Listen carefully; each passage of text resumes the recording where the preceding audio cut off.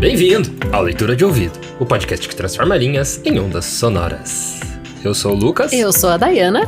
E o episódio de hoje é Broquéis, de Cruz e Souza. Marco na estética simbolista e na literatura afro-brasileira. Hoje nós trazemos a parte 2 e completamos o livro. Legal, gostei do jeito que você falou brasileiras. Eu falei isso? Falou brasileiras. Afro-brasileira. É isso aí, então vamos para Broquéis, de Cruz e Souza. E no final a gente fala o que é um broquel, se você ainda não sabe. Boa leitura. Broquéis, de Cruz e Souza, parte 2.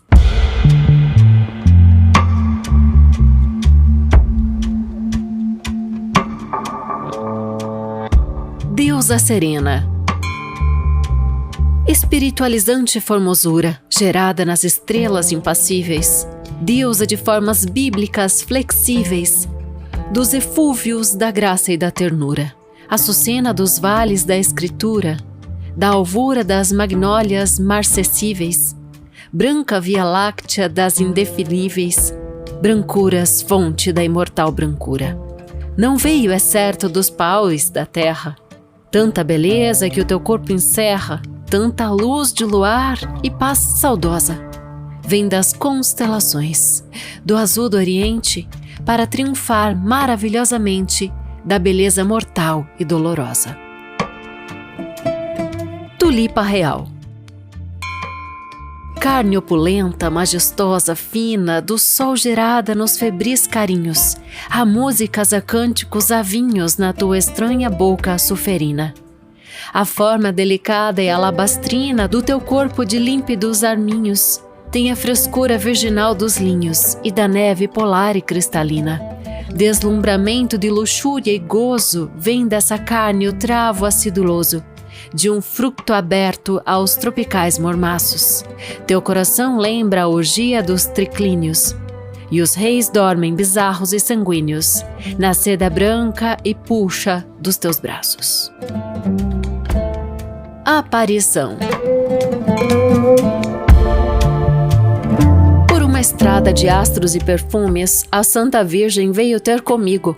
Doiravam-lhe o cabelo claros lumes do sacrossanto resplendor antigo.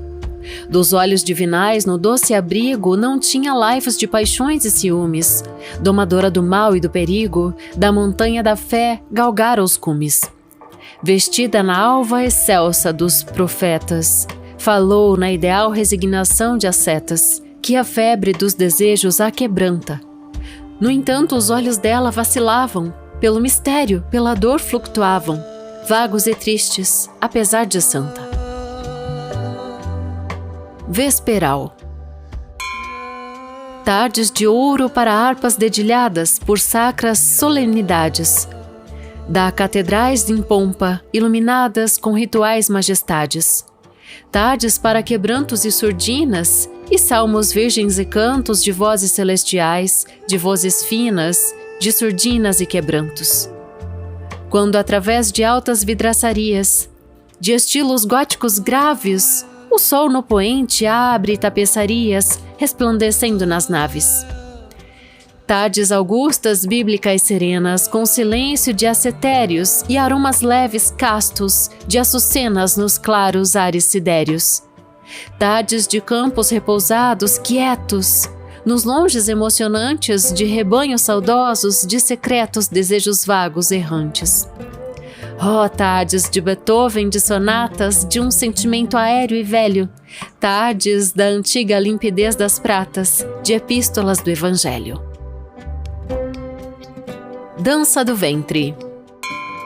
Torva, febril, torcicolosamente, numa espiral de elétricos volteios, na cabeça, nos olhos e nos seios, fluíam-lhe os venenos da serpente. Ah, que agonia tenebrosa e ardente, que convulsões, que lúbricos anseios, quanta volúpia e quantos bamboleios, que brusco e horrível sensualismo quente.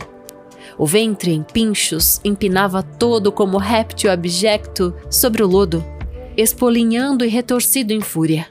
Era a dança macabra e multiforme de um verme estranho colossal enorme, do demônio sangrento da luxúria.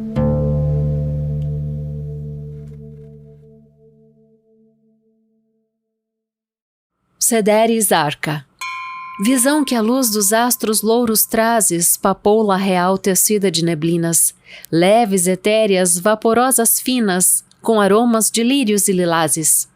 Brancura virgem do cristal das frases, neve serena das regiões alpinas, willis juncal de mãos alabastrinas, de fugitivas correcções vivazes. Floresces em meu verso como o trigo de ouro dentre o sol floresce, e és a suprema religião que eu sigo. O missal dos missais, que resplandece a igreja soberana que eu bendigo, e onde murmuro a solitária prece. Tuberculosa. Alta, a frescura da magnólia fresca, de cor nupcial da flor de laranjeira, doces tons douro de mulher tudesca, na veludosa e flava cabeleira. Raro perfil de mármores exactos, os olhos de astros vivos que flamejam, davam-lhe o aspecto excêntrico dos cactos e esse alado das pombas quando adejam. Radiava nela a incomparável messe da saúde brotando vigorosa, como o sol que entre névoas resplandece por entre a fina pele cor-de-rosa. Era assim luminosa e delicada, tão nobre sempre de beleza e graça, que recordava pompas de alvorada, sonoridades de cristais de taça, mas pouco a pouco a ideal delicadeza daquele corpo virginal e fino, sacrário da mais límpida beleza, perdeu a graça e o brilho diamantino. Tísica e branca, esbelta, frígida e alta, e fraca e magra e transparente e esguia, tem agora a feição de ave pernalta, de um pássaro alvo de aparência fria, mãos leriais e diafanas de neve, rosto onde um sonho aéreo e polar fluctua. Ela apresenta a fluidez, a leve ondulação da vaporosa lua. Entre vidraças, como numa estufa, no inverno glacial de vento e chuva, que sobre as telhas tamborila e rufa, vejo-a, talhada em nitidez de luva, e faz lembrar uma esquisita planta de profundos pomares fabulosos, ou a angélica imagem de uma santa dentre a auréola de nimbos religiosos. A enfermidade vai-lhe palmo a palmo ganhando corpo como num terreno, e com prelúdios místicos de salmo, cai-lhe a vida em crepúsculo sereno. Jamais há de ela ter a cor saudável, para que a carne do seu corpo goze, que o que tinha esse corpo de inefável cristalizou-se na tuberculose. Foge ao mundo fatal arbusto débil, monja magoada dos estranhos ritos, ó trêmula harpa soluçante flébil, ó soluçante flébil eucaliptus. Flor do mar. És da origem do mar, vens do secreto, do estranho mar espumaroso e frio, que põe rede de sonhos ao navio, e o deixa balouçar na vaga inquieto. Possuis do mar o deslumbrante afecto, as dormências nervosas e o sombrio, e torvo aspecto aterrador bravio das ondas no actro e proceloso espectro. Num fundo ideal, de púrpuras e rosas, surges das águas mucilaginosas, como a lua entre a névoa dos espaços. Trazes na carne o eflorescer das vinhas, auroras, virgens, músicas marinhas, acres aromas de algas e sargassos. Dilacerações. Ó carnes que eu amei sangrentamente, ó volúpias letais e dolorosas, essências de heliotropos e de rosas, de essência amor na tropical dolente. Carnes virgens e tépidas do oriente, do sonho e das estrelas fabulosas. Carnes acerbas e maravilhosas, tentadoras do sol intensamente. Passai dilaceradas pelos zelos, através dos profundos pesadelos, que me apunhalam de mortais horrores. Passai, passai, desfeitas em tormentos, em lágrimas, em prantos, em lamentos, em ais, em luto, em convulsões, em dores. Regenerada. De mãos postas, à luz de frouxos círios, rezas para as estrelas do infinito, para os azuis dos siderais empíreos, das orações o doloroso rito. Todos os mais recônditos martírios, as angústias mortais teu lábio aflicto, soluça em preces de luar e lírios, num trêmulo de frases inaudito. Olhos, braços e lábios, mãos e seios, presos de estranhos místicos enleios, já nas mágoas estão divinizados. Mas no teu vulto ideal e penitente, parece haver todo o calor veemente da febre antiga de gentis pecados. Sentimentos carnais. Sentimentos carnais esses que agitam todo o teu ser e o tornam convulsivo, sentimentos indômitos que gritam na febre intensa de um desejo altivo. Ânsias mortais, angústias que palpitam, vãs dilacerações de um sonho esquivo, perdido, errante pelos céus que fitam do alto nas almas o tormento vivo. Vãs dilacerações de um sonho estranho, errante como ovelhas de um rebanho, na noite de hostes de astros constelada. Errante, errante ao turbilhão dos ventos, sentimentos carnais, vãos sentimentos, de chama pelos tempos apagada. Cristais. Mais claro e fino do que as finas pratas, o som da tua voz deliciava na dolência velada das sonatas, como um perfume a tudo perfumava. Era um som feito luz, eram volatas, uma lânguida espiral que iluminava, brancas sonoridades de cascatas, tanta harmonia melancolizava. Filtros subtis de melodias, de ondas, de cantos voluptuosos como rondas de silfos leves, sensuais, lascivos. Como que anseios invisíveis mudos da brancura das sedas e veludos, das virgindades, dos pudores vivos. Sinfonias do acaso. Musselinosas como brumas diurnas, descem do ocaso as sombras harmoniosas, sombras veladas e musselinosas, para as profundas solidões nocturnas. Sacrários virgens sacrossantas urnas, os céus resplendem de sidéreas rosas, da lua e das estrelas majestosas, iluminando a escuridão das furnas. Ah, por estes sinfônicos ocasos, a terra exala aromas de áureos vasos, incensos de turíbulos divinos. Os plenilúnios mórbidos vaporam, e como que no azul plangem e choram, cítaras, harpas, bandolins, violinos. Rebelado. Rito a face um riso acerbo e doente, que fere, ao mesmo tempo que contrista. Riso de ateu e riso de budista, gelado no nirvana impenitente. Flor de sangue talvez a flor dolente, de uma paixão espiritual de artista. Flor de pecado sentimentalista, sangrando em riso desdenhosamente. De alma sombria de tranquilo asceta, bebeste em tanto a morbidez secreta que a febre dos insânias adormece. Mas no teu lábio convulsivo e mudo, mesmo até riem, com desdéns de tudo, as sílabas simbólicas da prece. Música misteriosa. Tenda de estrelas níveas refulgentes, que a brisa doce luz de alampadários, as harmonias dos Estradivarius erram da lua nos clarões dormentes.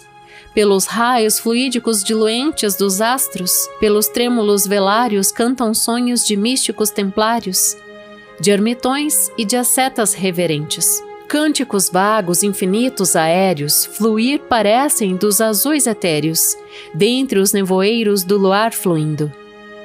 E vai, de estrela a estrela, a luz da lua, na láctea claridade que flutua, a surdina das lágrimas subindo.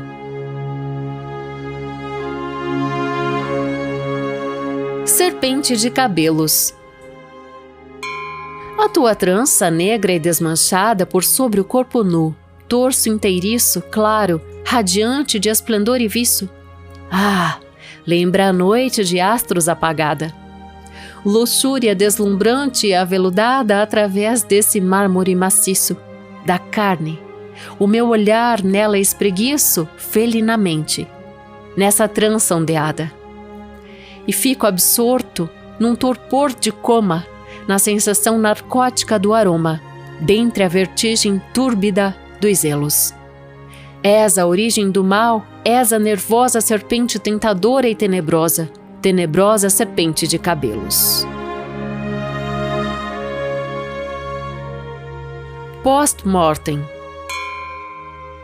Quando do amor das formas inefáveis, no teu sangue apagar-se a imensa chama, quando os brilhos estranhos e variáveis esmorecerem nos troféus da fama, quando as níveas estrelas invioláveis, doce velário de um luar derrama nas clareiras azuis ilimitáveis, clamarem tudo o que o teu verso clama, já terás para os báratos descido, nos cilícios da morte revestido, pés e faces e mãos e olhos gelados, mas os teus sonhos e visões e poemas pelo alto ficarão, de eras supremas, nos relevos do sol eternizados. Alda. Alva, do alvor das límpidas geleiras, desta resumbra candidez de aromas, parece andar em nichos e redomas de virgens medievais que foram freiras. Alta, feita do talhe das palmeiras, a coma de ouro com o cetim das comas, branco esplendor de faces e de pomas, lembra ter asas e asas condoreiras. Pássaros, astros, cânticos incensos, formam-lhe auréolas, sóis, nimbos imensos, em torno à carne virginal e rara. Alda faz meditar nas monjas alvas, salvas do vício e do pecado salvas, amortalhadas na pureza clara. Acrobata da dor. Gargalha, ri num riso de tormenta, como um palhaço que desengonçado, nervoso ri, num riso absurdo inflado, de uma ironia e de uma dor violenta. Da gargalhada atroz sanguinolenta, agita os guizos e convulsionado salta. Gavroche salta clown, varado, pelo estertor dessa agonia lenta. Pedem-te bis e um bis não se despreza. Vamos, retesa os músculos, retesa, nessas macabras piruetas de aço. E embora caias sobre o chão fremente, afogado em teu sangue estuoso e quente, ri, coração tristíssimo palhaço.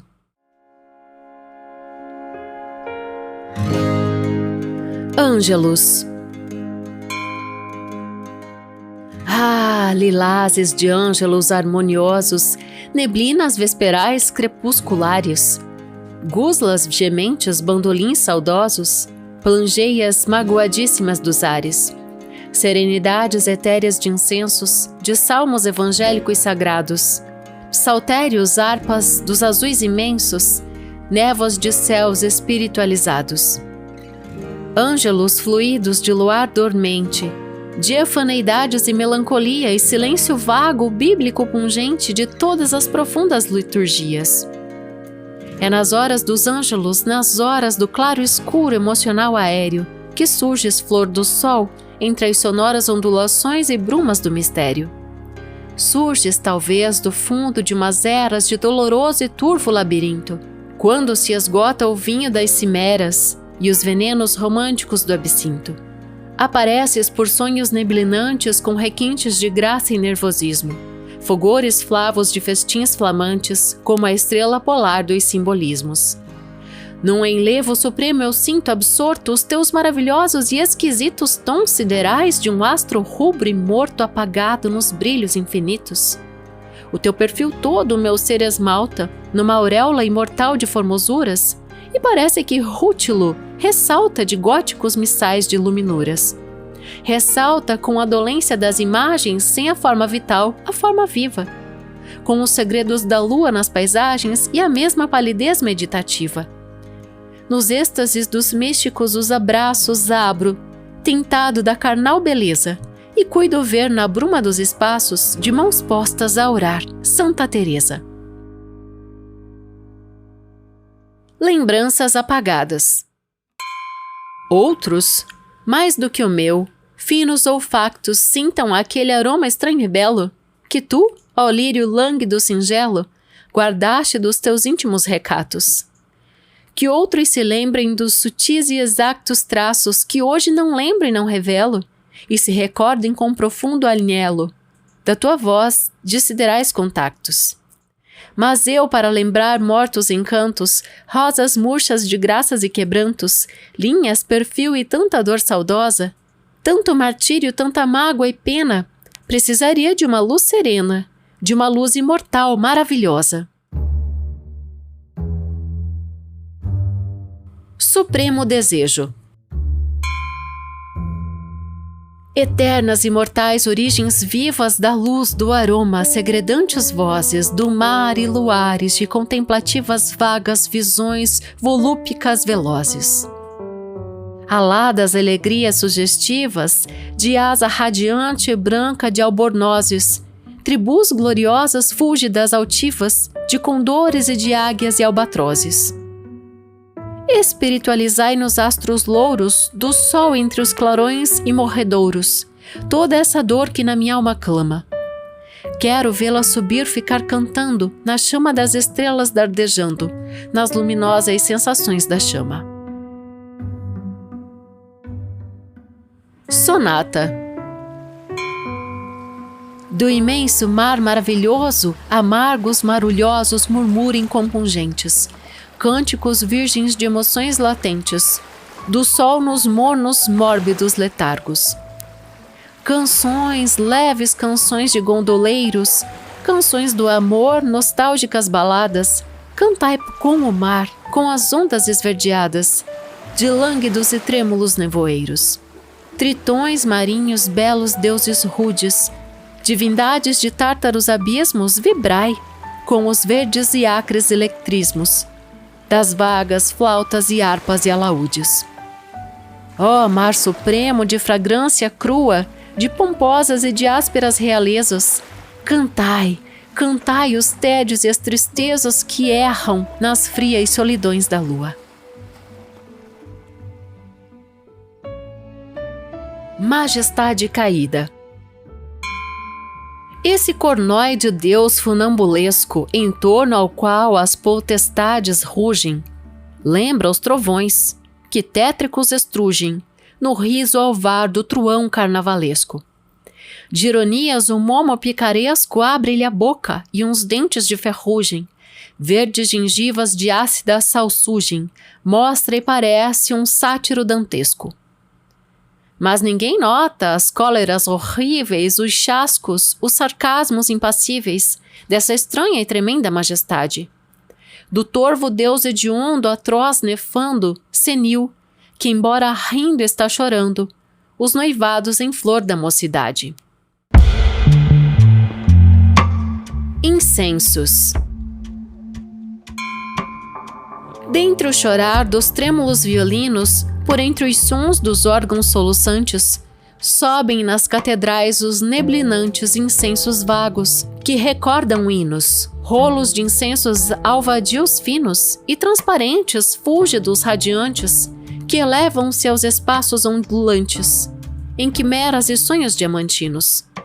Relembrando turíbulos de prata, incensos aromáticos desata teu corpo ebúrneo, de sedosos flancos. Claros incensos imortais que exalam, que lânguidas e límpidas trescalam as luas virgens dos teus seios brancos. Luz dolorosa. Fugem da luz os viáticos serenos, brancas e extrema-unções dos hostiários, as estrelas dos límpidos sacrários, a nívea luz sobre a paz dos fenos. Há prelúdios e cânticos e terrenos, tristes nos ares ermos solitários, e nos brilhos da luz vagos e vários, há dor, há luto, há convulsões, venenos. Estranhas sensações maravilhosas percorrem pelos cálices das rosas sensações sepulcrais de larvas frias. Como que ocultas áspides flexíveis mordem da luz os germes invisíveis, com tóxico das cóleras sombrias.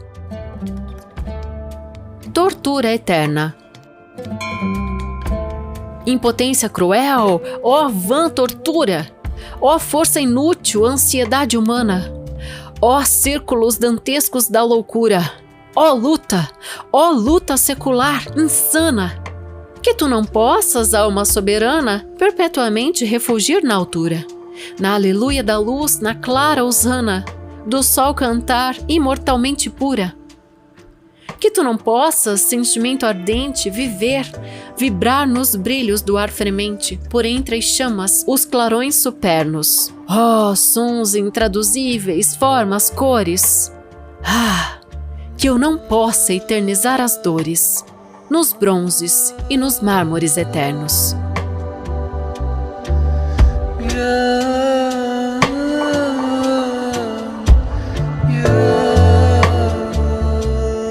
E esse foi Broquéis, de Cruz e Souza. E eu vou repetir aqui o último verso, que eu achei muito potente. Vamos começar a análise por aqui, ó. Que eu não possa eternizar as dores, nos bronzes e nos mármores eternos. Mármores eternos seria, né? Mármore está ligado ao branco, né? A brancura, né? Ao Sim. alvo. E bronze, para mim, tá ligado à riqueza. Então, ele tenta, com esse verso, dizer que a dor dele não perdure pela sua condição social e pela sua condição racial, né? Então, a gente tem essas duas questões permeando a obra do artista, né? Tem a questão de diferença social, muito embora filho de escravos erudito, né, altivo, idealista, né? Então a gente tem um homem estudado, um homem que teve oportunidade de se estudar mesmo em escola de rico a partir do seu padrinho, né? O Xavier de Souza, Xavier, o coronel. Né? E até por isso que vem aí o Cruz de Souza, né? Cruz de Souza não, Cruz e Souza. Que o Souza vem desse padrinho, né? Que era comum adotar o sobrenome do padrinho ali, do escravocrata, né? Que na verdade os pais dele eram escravos libertos, mas eles ainda moravam na parte de baixo, assim, da casa grande, né? Então ele foi acobertado por esse padrinho, recebeu o estudo, né? Acolhido e tudo mais, só que tem essa diferença social, principalmente a partir da adolescência, que é quando ele mais sente, né? Que é quando ele sai para estudar, então ele percebe essa diferença de realmente realidade social, né, e psicológica que está presente também muito em vários desses versos. A gente vai estar falando disso, mas eu associo bronzes, então, que eu não posso eternizar as dores nos bronzes, né? Bronze, esse metal precioso, né? Essa questão da riqueza e nos mármores eternos, né? Então, o mármore é essa questão do embranquecimento mesmo, a quem ele se sentia aquém mesmo, né? Ah, interessante. Porque eu entendi mármores eternos quando falou de sepultura mesmo. Tem essa leitura ambígua também, né? Que eu não leve pro túmulo esse sofrimento, essa dor. É bem interessante porque ele sugere várias coisas, né? Ele é um escritor de sugestão, assim, muito. Tanto que no outro episódio também que terminou, que a gente fez, né? Da primeira parte desse livro dele, que é o Broquéis, eu lembro que a gente também ficou confabulando várias coisas, porque ele não deixa nada preto no branco, assim, ele vai sugerindo, né, e daí você, como leitor, participa, né, junto com ele. O que é inerente ao simbolismo, né, que é uma corrente literária repleta mesmo de símbolos, de metáforas, né, que se apropria de muitas figuras, cores, enfim, a gente vai falar disso, mas antes eu quero situar o leitor de ouvido, se quiser ouvir a parte 1, reouvir, né, é o episódio 179, a gente publicou, se não me engano, em agosto desse ano, então tá fresco ali, é só você voltar um pouquinho na nossa linha do tempo do podcast, você vai ter a parte 1, que são os primeiros 27 poemas do livro, e agora a parte 2, os últimos 27 poemas do livro, porque são um total de 54. Então o livro completo aqui no Leitura de Ouvido. Não dá pra só pesquisar ali em cima, né? Broquéis vai vir os Cruz dois. E Souza, que vai vir Põe na o nosso lupa. outro episódio. E daí eu não posso esquecer que eu falei que a gente ia falar que é a Broquéis, né? Fala aí. Então broquel é um escudo. E o que tem a ver mesmo? Ai, Lucas.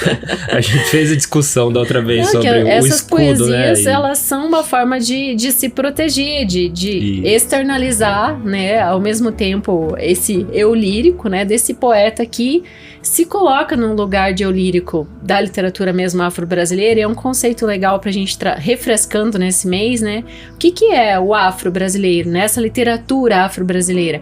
Esse eu lírico, ele rejeita essa identidade atribuída a ele, né? Pelo outro, né? Então, muitas vezes, então lá quando o Gonçalves Dias fez as poesias indianistas, né, em Juca Pirama e tudo mais, o indígena, o povo originário de hoje, ele não se identifica naqueles versos do Gonçalves Dias porque ele não era indígena, né? Então ele fez uma poesia indianista, mas não era indígena, né? Então essa questão do eu lírico. Então aqui a gente tem um preto falando da condição do preto, né? Tentando alcançar essa brancura à distância, né? Então aqui sim a gente tem esse eu lírico que rejeita essa identidade atribuída a ele pelo outro e constrói a sua própria identidade. A partir da escrita ele faz a sua história. Né? Então isso que é muito legal, a gente tem exemplos na atualidade brilhantíssimos, né? A Conceição Evaristo tá ganhando um monte de prêmio, reconhecimento, méritos, né? Porque ela tá no seu eu lírico, no seu lugar de fala da literatura afro-brasileira. E também essa discussão tem um ponto que não é que preto não pode falar de branco, e branco não pode falar de preto, e homem não pode falar de mulher, e mulher não pode falar de homem, enfim, né? Mas eu acho que é mais a questão da representatividade, né? Então, questão do texto ou seja por qual meio que seja, né? Se for literatura, cinema, enfim.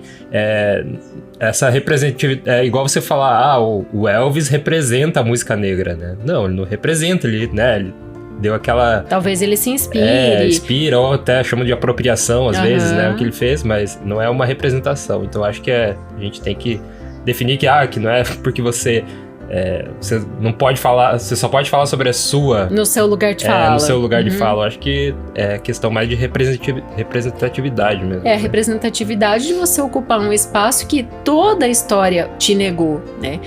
E você merece, porque cada um tem o seu metro quadrado, né? Então, cada um pode falar de si, do que é, do que sente, né? Então, isso aí é para qualquer pessoa, né? Então, é disso que a gente tá falando. Mas tem um termo na literatura que eu gosto muito, Lucas, que é prestar homenagem. Então, de repente, quando o Elvis traz para suas músicas, né, esse toque, ele tá prestando uma homenagem também, né? Ele não se trata necessariamente da apropriação, que é você só usar o que o outro... Eu não tô falando... Não sei se esse é o caso do Elvis, tá? Eu tô dando um pouco das duas coisas. Talvez no dele seja apropriação, né? Mas eu tô dizendo que é muito comum, então talvez quem sabe o que o Gonçalves Dias, trazendo de novo o exemplo os indianistas, né, indígena, o que ele fez foi fazer uma homenagem, né? Com a visão, com os recursos que ele tinha, né? Com o que o sentimento ou lírico dele alcançava. Exatamente. É até engraçado agora você falou do lance do Elvis, né, também, só pra gente não ficar demorando nisso muito tempo, mas os Beatles, eles também eram apaixonados por Chuck Berry, né? Só que a música dos Beatles tem... Assim, é muito diferente de Chuck Berry, né? As músicas são bem experimentais, assim, é bem diferente mesmo. E eu acho que os Beatles fizeram um movimento melhor de se inspirar. E o Elvis fez um pouco da apropriação, porque as músicas do Elvis são bem parecidas com o blues, o rock and roll que estava nascendo dos negros, né, naquela época. Então, eu acho que ali tem uma diferença. Acho que por isso que falo que o Elvis se apropriou, porque a música dele era mesmo parecida com o que os pretos estavam fazendo. Não é o caso de homenagem, ele se apropria. E no caso dos Beatles, isso é legal, vou usar elementos, aqui. Tinha elementos, mas não era parecido, era uma coisa totalmente diferente. E aí a linha é muito tênue pra gente chegar na questão até do pastiche ou o que é pior, do plágio, né? Que o plágio é outra coisa. Eu só vou copiar aqui porque eu achei legal, mas vou dizer que isso é meu, né? Então aí é outra instância. Sim. Bom, tudo isso é muito polêmico e você trouxe os Beatles pra parada, deve ter os Beatles mania aí também ouvindo e vão ter lá suas opiniões. Mas eu quero fechar esse parênteses. Eu sei que é polêmico, tem muita coisa que dá pra falar sobre todas essas questões, mas vamos puxar aqui pro Broquês de volta. A gente tem uma caixinha de perguntas aí do Spotify que dá pra você participar da discussão. E a gente já dizia lá na parte 1, né, de Broquês, onde a gente abriu bastante a biografia do autor, dessa espécie de... Qual que é a palavra? Não é bem... Perseguição, não é essa palavra que eu queria falar, mas... Sobre o quê? do branco, da brancura, sim, né? É bem recorrente ele usar a pureza e o branco, né? É muito, assim, irônico, né? O escritor preto falando muitas vezes de racismo, né? E usando o branco tanto nas poesias. Mas né? é justamente porque ele pega o símbolo, né? Ele pega esse símbolo bipolar, né? O branco, o preto, e ele traz pro verso dele. Então a gente tem diversos sinônimos e palavras do universo do branco, né? Aparecendo. Constelações, a gente sabe que as estrelas brilham, que elas têm a sua claridade, né?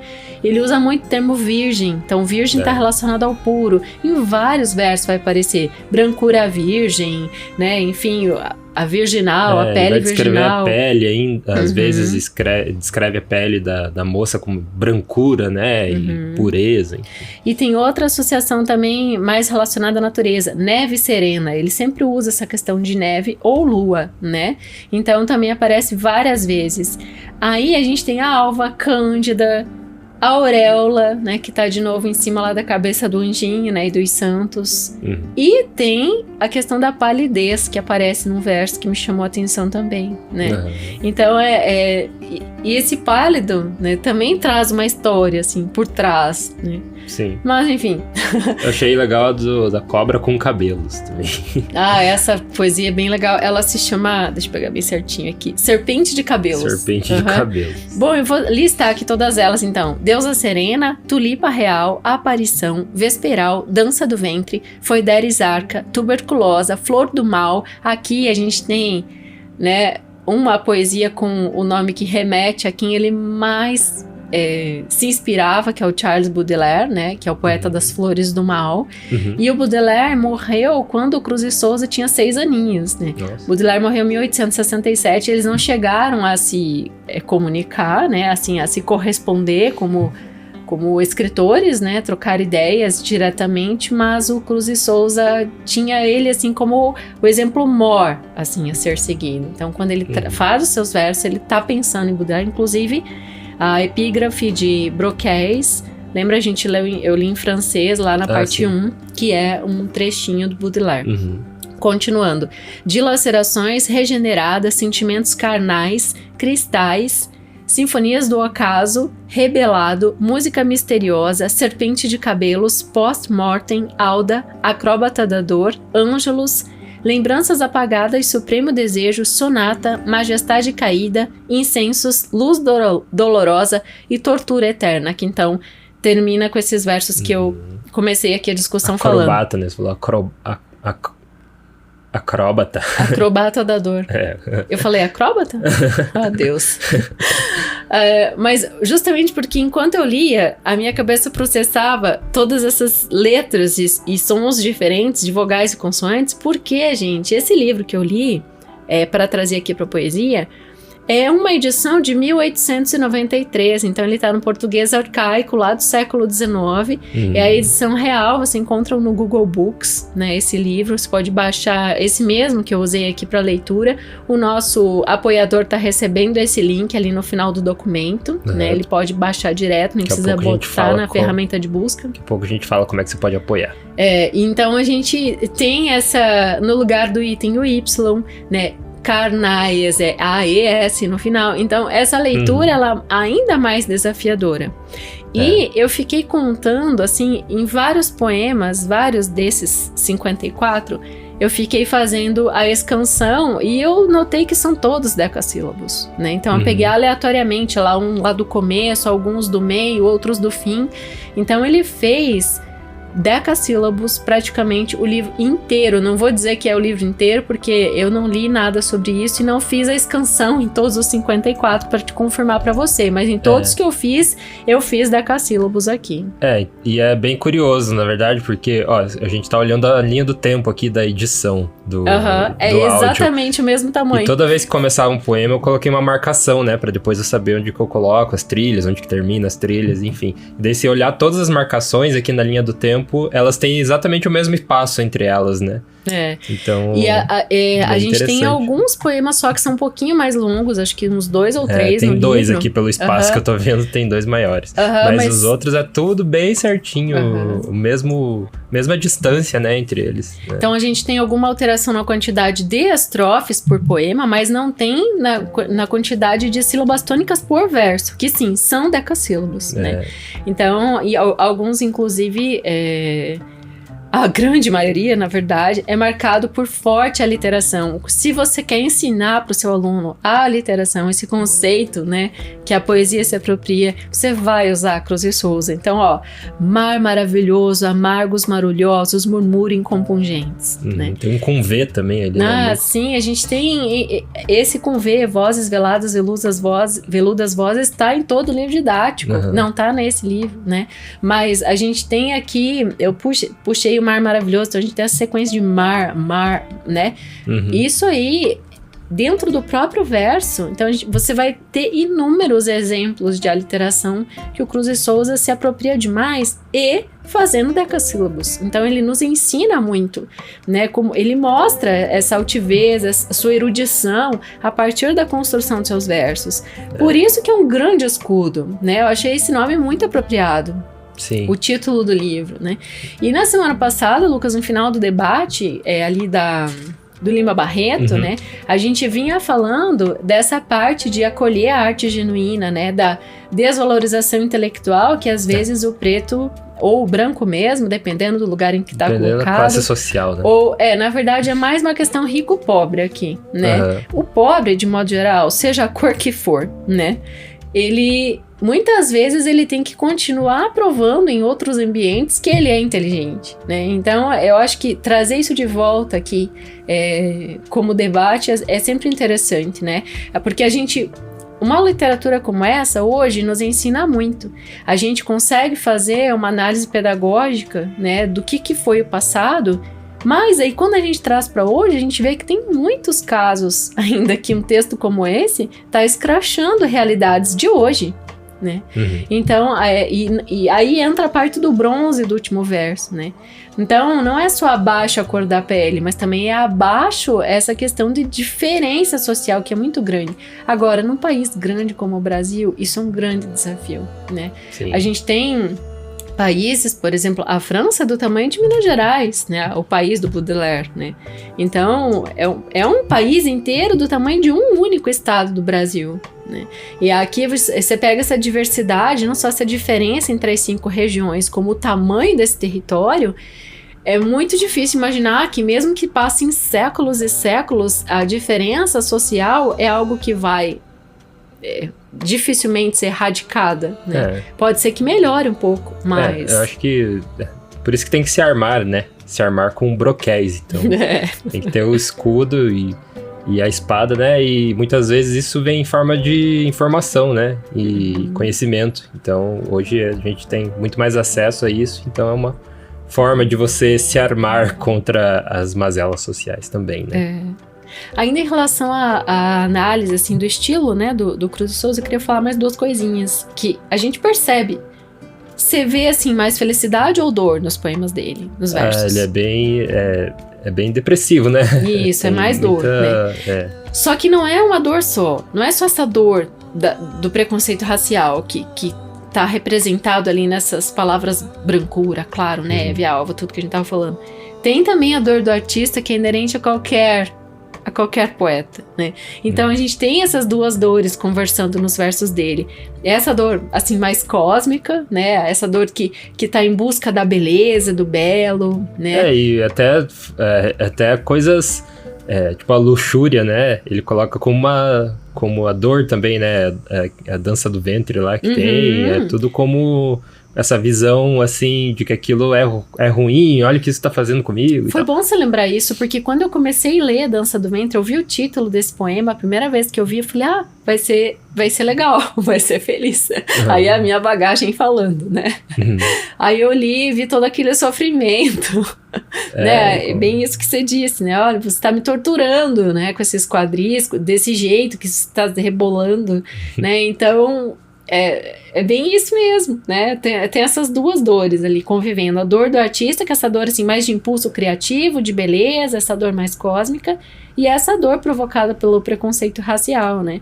Aí vem versos que lembram vingança, que lembram ira, e trazem essa evocação, né? De cor da noite, de cor da morte, para lembrar a gente dessa África escravizada. Né? E também traz e combater isso. O mar. Muitos também, né? As ondas, que é de onde vêm os escravos, né? Vem pelo mar. Lembra esse movimento de transição territorial, né? De imposição. Na parte 1 do livro também eu lembro que tinha bastante oceano, assim. Descrevia muito esse oceano como um território, né? De modo geral, o que eu gosto muito de um poema como esse é a gente ver essa realidade social, né? Ou psicológica, né? Desse artista, desse escritor, se transformando nessa estrutura poética tão perfeita.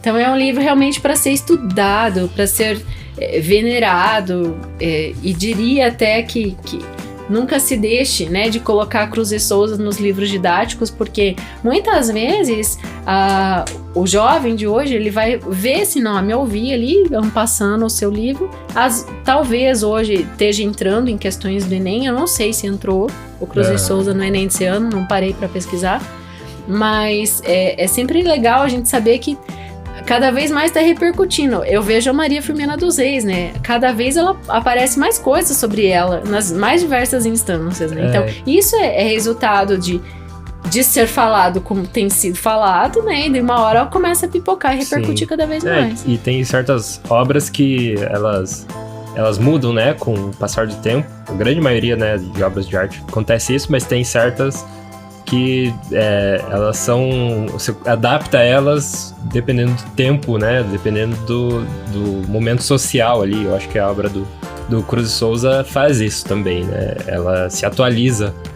Cada vez que você vai ler, tem um significado diferente. Então, é muito legal isso. E tem mais uma coisa que eu queria comentar. Existe um texto dele que é prosa poética, a exemplo de missais. Então, vamos lembrar. Broquéis, a gente tem esses... decassílabos, né, presentes no texto todo, e missais, assim como evocações, são livros de prosa poética, né? Então é esse verso, né, ao mesmo tempo incutido dentro de uma narrativa, colocado em forma de prosa na questão estrutural, né, formal, assim, de você visualizar. E é legal a gente... Eu quero dizer aqui que daqui a pouco mais, né, agora que a gente completou Broquéis e a gente tem alguns exemplos de missais, que dá até para trazer mais algum, eu até citei no outro episódio quais que a gente trouxe exatamente, mas eu quero um dia trazer o Emparedado, né, um Emparedado que é uma prosa poética também, do Cruz e Souza, que é quando ele fala desse sentimento de opressão que ele sente, né, por estar emparedado. É um texto mais longo, mas que é muito legal. Eu quero trazer aqui uma fala da nossa apoiadora, e a gente já vai pra eles, que é Elaine Vieira Ferreira, né, que eu tava... Assim, você sabe que nosso apoiador, ele é nosso conselheiro também, né? Ele é nosso conselheiro, a gente sempre troca umas figurinhas com os apoiadores. A gente tem alguns deles muito presentes, sempre mandando mensagem, fazendo comentário, e a Elaine Vieira Ferreira é uma delas. Daí eu falei, Elaine, o que você acha? A gente traz o Cruz e Souza nesse mês, né? Queria trazer a segunda parte do Broquéis. Olha o que ela me falou. No mês da consciência negra não pode faltar Lima Barreto e da mesma forma Cruz e Souza, que pode não ser tão popular quanto o primeiro, mas de valor inestimável, seja pela obra, seja pela carreira. Cruz e Souza foi muito discriminado em razão de sua cor, e a biografia aponta os reveses que sofreu na vida. A linguagem de Broquéis é mais erudita, mas tudo fica lindo e claro na sua voz. Essa parte não precisa ter lindo, né? E ela falou que queria sim prestigiar o Cruz e Souza, né? Que acredita que as pessoas passem a compreender melhor o simbolismo de seus versos, né? A partir da gente trazer aqui no Leitura.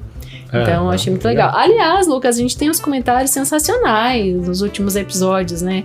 Não só em outubro, quando a gente se dedicou aos textos, assim, mais de horror, de terror, como agora em novembro, a gente também tem tido uns comentários muito legais dos nossos fãs ali do podcast. Fica o convite para dar as estrelinhas, né? A gente quer sempre manter as 5 estrelas ali. Você pode subir aí no feed do podcast que tem um lugarzinho para dar as estrelinhas. E daí também nesse episódio tem a caixinha de perguntas que você pode participar da discussão. Tudo que você comenta vem pra gente, daí a gente aprova, né? Pra deixar assim um ambiente saudável, né? Pra não virar aquele ambiente muitas vezes chato, né? De gente reclamando e tal. Tem gente que adora reclamar. E deixar essa discussão bem intelectual, né? Então, quando a gente vê que tem um comentário que vem sem muita bagagem, sem assim, estudo, né? Mesmo, a gente geralmente não coloca, né? A gente deixa assim, quando a gente vê que é pra gerar polêmica, né? Então, deixa seu comentário inteligente ali, que eu sei que os nossos leitores de ouvido são. Aumentou a responsabilidade aí. E também falar, só pra fechar, a gente já trouxe, né, a biografia do Cruz e Souza mais extensa em outro episódio. Tá no parte 1 do Broquéis, né? Tá na parte 1 do Broquéis. Então, na parte 1 ali, vai ter a biografia dele mais extensa. Mas só pra fechar, teve o poema, né, Tuberculosa também, que ele descreve a doença, né? Doença do século ali. E ele morreu de tuberculose também. Tinha 36 anos. Né? Com 36 anos. Bem jovem. E a gente explora bastante a biografia dele lá na primeira parte do livro. Então a gente convida você a ir lá e também ficar sabendo da vida dele, que é uma história bem interessante. Assim. E nessa segunda parte ele retoma a ideia do Ângelus, que é uma questão mais religiosa que a gente tratou e abordou lá quando tinha mais, né? Oração a Regina Coeli, enfim, tinha lá na primeira parte do livro, e a gente falou bastante dessa pegada também, né? Do outro lado, né? Das crenças e tudo mais. Então é sempre muito legal você refrescar a memória, né? Se você é professor, levar isso para a sala de aula com bastante entendimento para o seu aluno. É isso aí. Então, se você quiser ter essa conexão mais próxima com a gente aqui do Leitura de Ouvido, você pode ser um dos nossos apoiadores, e além disso você vai entrar aqui nos nossos créditos finais e também vai receber o estudo aprofundado de cada obra. Toda sexta-feira, quando sai o podcast, você é a primeira pessoa a receber, né, o estudo, receber o link, né, com o episódio, e também o estudo aprofundado. E a arte de capa. E a arte de capa, né, então, e uma mensagem, assim, personalizada para cada apoiador. Então fica essas recompensas aí. Para apoiar a gente, você entra em apoia.se/leitura de ouvido, ou você envia um pix direto para leituradeouvido@gmail.com. Como nosso podcast, né, sai toda sexta-feira, sempre leve em consideração que o apoio é de maneira mensal, né? Então, para o pessoal que faz pix, de repente calcula, eu quero fazer o Pix anual, daí faz o Pix pro ano inteiro, né? Ou, vou fazer o Pix todo mês, vou entrar e vou fazer o Pix todo mês. A gente tem várias pessoas que fazem isso, né? Todo mês elas enviam o apoio delas. Então sempre pensa dessa forma assim, mensal mesmo, porque é como o nosso podcast funciona, né? Não é só uma vez e acabou. Toda sexta-feira tem um novo episódio. Então fica lá no apoia.se/leitura de ouvido, já vai, esse mensal assim já vai automático, né? Um novo episódio, um novo estudo, um novo debate, uma nova arte de capa toda sexta-feira. Nossa, fez uma propaganda de rádio agora. E só que lá no Apoia fica umas taxinhas, né, pra plataforma. Então, pelo Pix vem integral direto, né, se tiver alguma taxa de banco só, que é baixinha, né? Mas fica aí essas duas formas de nos apoiar. E os nossos apoiadores são eles: Adalberto Machado Santos, Agnaldo Ângelo Silveira Rebouças, Ana Cláudia Chaguri Lopes, Augusto Marques Ramos, Bruna Foltz Coutinho, Bruno Guedes com o Grupo Danco, Caio Naves Oliveira, Cláudia Lube, Daniela Caroline de Camargo Veríssimo, Eduarda Quartim, Elaine Vieira Ferreira, Fabiana Maria Landiva, Felipe Cronato, Fred Teixeira Trivelato, Isabel Araújo Alves, Jaqueline Conte, Kelly Torquato, Leandra e Abel Borges, Lina Soares, Marcos Moraes de Oliveira, Marcos Vinícius, Maria Lúcia Rick Bard, Mauro Catarino Vieira da Luz, Matheus Simon Brum, Mônica Tocárnia, Nariel Arruda Borba, Paulo José Pereira de Rezende, Paulo Moura, Raimundo Gabino dos Santos, Hermana Freitz Yachitsky, Regina Pacheco, Sérgio Ares Rico da Luz, Silvana Silva, Valéria Batista Pereira, Wagner Lúcia Alves, Zenilda Ribeiro da Silva. Valeu aí, apoiadores do Leitura de Ouvido. E se você também entrar como um apoiador, lá no Apoia a gente fica sabendo do teu e-mail, mas às vezes quando manda por Pix, a gente não tem o teu e-mail. Então se você fizer o apoio pelo Pix, avisa nós pelo leituradeouvido@gmail.com, falar, sou um dos apoiadores. Ou no próprio Pix ali, escreve na mensagem o seu e-mail. Isso, nas observações, que daí a gente coloca o teu e-mail junto aqui com os nossos apoiadores. E aí você vai receber tudo que você tem para receber como apoiador. Você ia pegar comentário e deixou de pegar? Eu ia pegar, mas eu vou deixar para o leitor de ouvido ir acessando e ir lendo. Tá. Sim, porque daí, né, a gente... É melhor. Eu acho melhor. Tá bom. Daí também já incentiva a pessoa a comentar. E a gente vê na próxima leitura. Direção e narração, Dayana Pasquim. Edição, artes de capa e trilha sonora de abertura, de Lucas Piaseschi. Produção, Roca Studios. Avalie no Spotify e na Apple Podcasts. Siga para não perder os próximos episódios. Inscreva-se em youtube.com/leitura de ouvido. Siga no Instagram Leitura de Ouvido. Fale com a gente no leituradeouvido@gmail.com. E a gente te vê na próxima leitura.